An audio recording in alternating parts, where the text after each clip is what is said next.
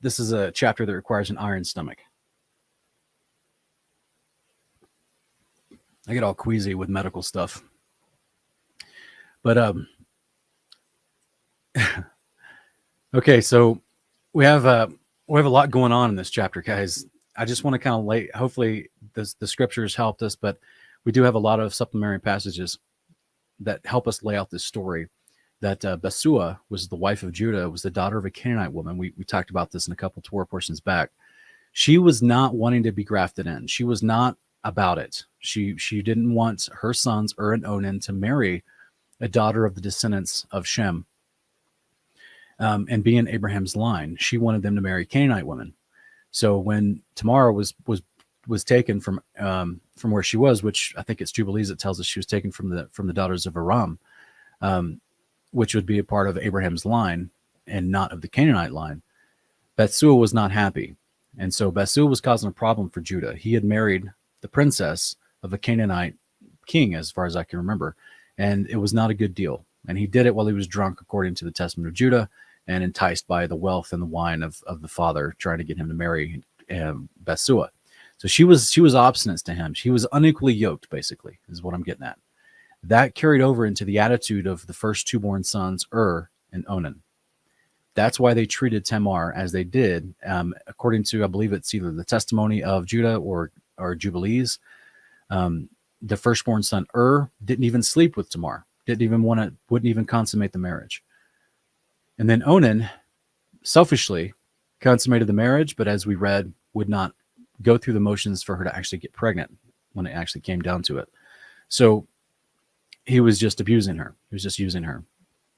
And this is why in both accounts what they're talked about is called wicked before the Lord. But they were not trying to be in covenant with Yahweh to begin with. And so, but they're abusing one of the daughters of Israel who was trying to be in covenant. And what's interesting is in this passage, and I'll try to go back to this, Judah actually, when he says to Onan, he's like, you need to perform your duty.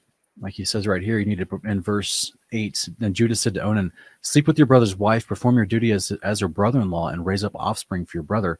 So guys, this is the law of God. This is Deuteronomy 25:5, right? The brother-in-law's duty. If one of the brothers passes away and the wife hasn't had a child yet, there's no one to carry on the family line of that deceased brother. So the brother that's still alive was obligated to come marry the woman, provide offspring for her.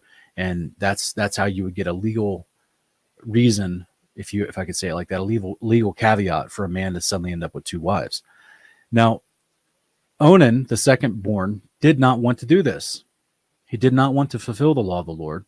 Judah is trying to encourage him to do this. But again, there's strife in this household.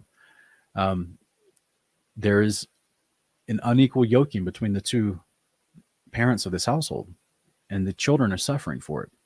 This is something that unfortunately a lot of families face, even in modern times, right? Where there's one spouse is trying to serve the Lord, trying to do what's right, trying to learn His ways, trying to read the scriptures, and the other one just doesn't care. They don't want it. They're willing to go to a service and placate the husband, but as far as actually adopting it into their life, letting their heart be humbled and repentant, they just they don't want it. So there's an unequal yoking that a lot of married couples face, and the children see this, and so the children inherently are going to choose one side or the other. They're going to choose which family member, whose behavior do I want to adopt.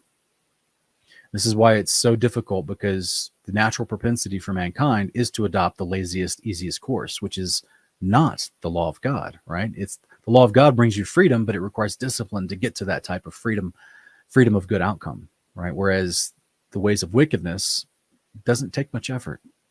It can be a natural inclination for the flesh, right? To actually go towards that destructive behavior.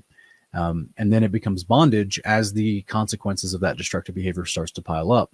So this is where, when you have a household like this, it's very difficult for the children to make a good decision as far as choosing the ways of Yahweh, which does require, discipline in certain regards, self-discipline.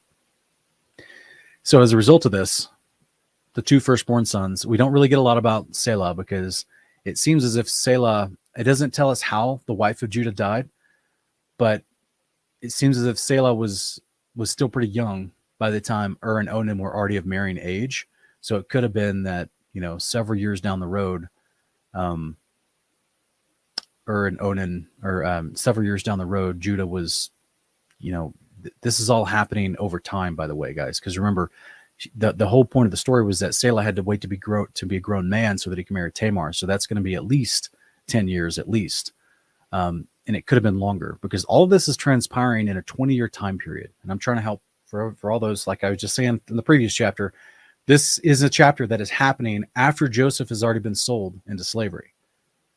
And this is what we're going to read also in our companion passage in Jubilees 34, about how after the events of Joseph being sold, then all the brothers start to take wives. So all these events are happening over time. We're reading the summation of a long period of time happening in Genesis 38 with the events of Judah's family. And this is just keep that in mind. This is not in chronological order, because now in the next chapters, we're going to go back to when Joseph was sold into slavery and the events that are happening at the same time. These events are happening in Genesis 38. So, all right. So there's so much more in here to discuss as far as what's going on with this. Essentially, I thought it was kind of hilarious that the brother, this Hira guy, Hiraa, this friend of Judah, like he's willing to help Judah cover up for his bad behavior, because it's clearly not good behavior to go to the next town and engage with a shrine prostitute. So, or at least what he thought was a shrine prostitute. Now, this is where the Testament of Judah describes this as he was drunk when he turned aside and saw Tamar.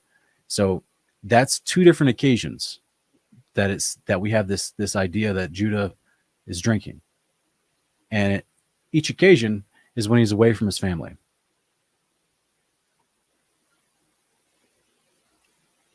Just something to keep in mind, right?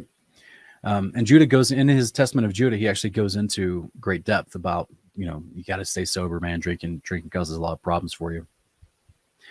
These are some of the big problems that it caused for him, both with him, who he married, and the bad decision there, and then also him making this extremely bad decision with his daughter-in-law. So this is why we always try to remind folks that it's not black and white. The scriptures are full of examples of men whom the Lord is discipling over time. This is not black and white stuff. These guys were not all good characters all the time. They made their own mistakes, and some of their mistakes were pretty bad. They're pretty grievous. This is how we all experience in life, whether we're willing to admit it or not. Some people go through life and they think they've never made a bad outward mistake, but inside they're harboring extreme hatred and unforgiveness. So all I'm saying is, guys, is, we all know that, Romans 3:23, right? That all flesh is corrupt and fallen short. Nobody's perfect except for Yeshua, who walked in the flesh. That was the one great thing that we have about our Messiah, was that he was willing to resist all temptation. But most men do not have that type of strength. And this is where you see in the story of Judah, he also struggled with drunkenness, and it's caused some problems for him at these key moments in his life. So here's the summary real quick that we'll go through for those that are using this as a resource. Judah acquired Tamar for his firstborn son and was wicked and killed by the Lord. Onan also refused to provide Tamar with a child, and the Lord killed him. Judah asked Tamar to wait until this thirdborn son Selah was grown, and he would give her to him. Later, Judah's wife Basul refused to let Selah marry Tamar, and after Basul died, Tamar devised a plan to sleep with Judah and conceive a son. Tamar dressed as a harlot with a veil and waited at the gates of the city Judah visited to shear his herds. Drunk, Judah saw Tamar and slept with her, impregnating her. 3 months later, it was discovered that Tamar was pregnant and that Judah was the father. And Tamar gave birth to Perez and Terah. So as we read from the chapter, and we're seeing in the summary here, remember when it's discovered that Tamar was actually pregnant, and before she reveals that she's got Judah's items and that it was Judah who did this? And remember, because like I said, Judah's friend, his boy, already covered up for him. So I don't know who this Adulamite is, and I don't know how they became friends, but he's definitely not encouraging Judah into Torah behavior. Instead, he's willing to travel entirely to another town with a goat for an appeasement offering to get back these items from Tamar. And, he's willing to do all this to cover up for Judah. So here we have this moment where I'm sure Judah was torn and to give him the benefit of the doubt. I'm sure the guy was afflicted and torn, right?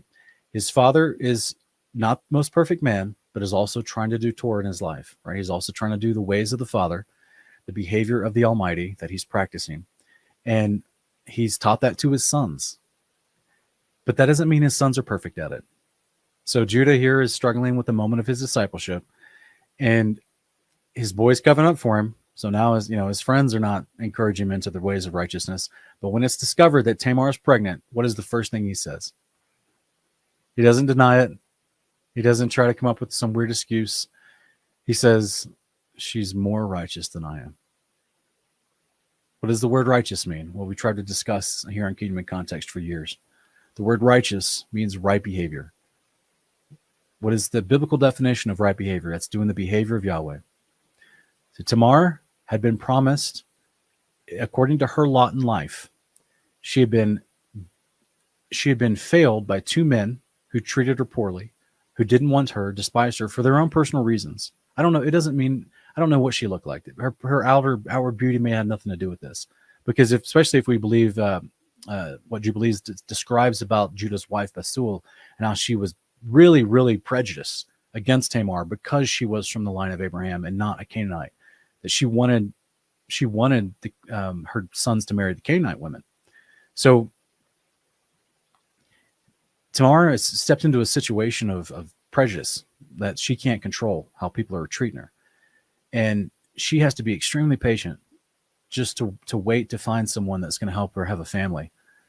Whether she's already in this unique situation according to their culture where the first husband dies. She thinks she's married into a really nice, wealthy family, right? But then the first husband dies, doesn't treat her poorly. The second husband treats her even worse, the brother. And she's like, man, I thought this was like the sons of Jacob. Like, these guys are supposed to be doing the ways of Yahweh. These guys are supposed to be cool and nice. And they're extremely wealthy and they have everything I need, but they're not treating me right.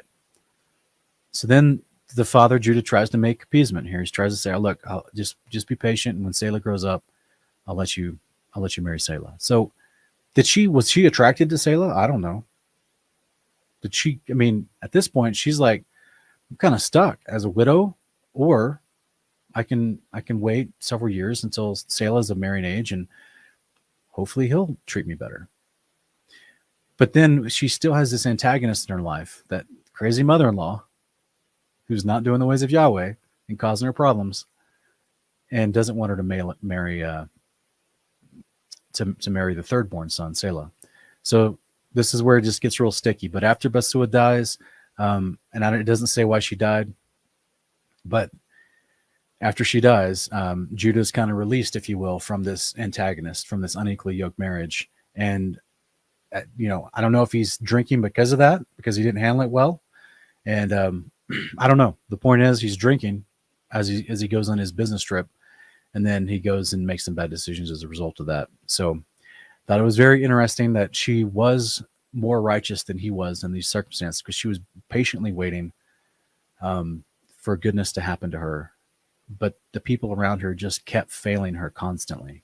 We don't know what her life was like before she was brought from Judah, from Aram down to where they were living to be the wife of Ur. We don't know what her family was like. She could have had it really well. And then she comes down to this horrible situation that she has to endure for 20 years, to the point where at the end of the story, she does have two children, which is awesome, Perez and Zerah. And she is still a part of this family, that she's got everything she needs. She's well taken care of. But at the same time, she doesn't have love in her life.